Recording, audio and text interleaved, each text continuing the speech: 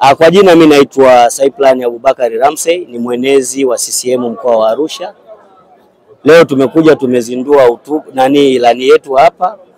Ilani hii inaashiria ukongwe wa Chama cha Mapinduzi, inaashiria namna gani chama hiki endelea kufuata miiko yake, kanuni zake, lakini na katiba ya Chama cha Mapinduzi. Kwa maana ilani imezinduliwa na wajumbe wa mkutano mkuu wamemkabidhi Daktari Samia Suluhu Hassan ambaye ndo mgombea wetu.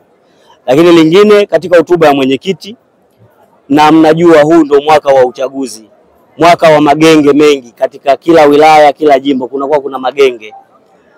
Mheshimiwa mwenyekiti wetu Daktari Samia Suluhu Hassan amesema hayuko aliyemtuma. Maana kama kuna mama anataka kuja katika jimbo, aje akiwa anajitosheleza kwa maana ya sifa. Kama kuna mwanaume anakuja katika jimbo, aje akiwa amejitosheleza katika jimbo. Na leo Daktari Samia Suluhu Hassan amethibitisha ule usemi wa kwamba wakikuhitaji watakuita. Maana yake amesema kama kuna mtu tunamhitaji tutampa zile nafasi 10.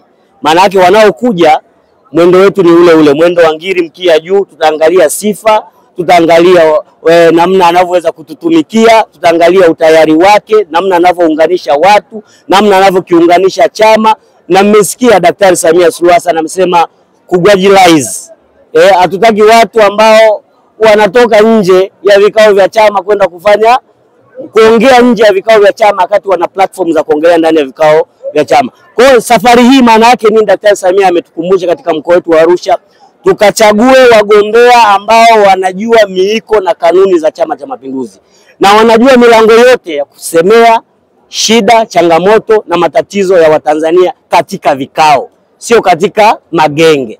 Kwa hiyo sisi katika mkoa wa Arusha tunaendelea kuyahimiza magenge ambayo yatajitokeza yafate taratibu, miiko, kanuni na maadili ya Chama cha Mapinduzi ili tukapate mgombea safi. Na nataka niwaambie ndugu waandishi wa habari, chama hiki katika mkoa wowote, hususan katika mkoa wa Arusha, hatujawahi kuwa na upelevu wa wagombea.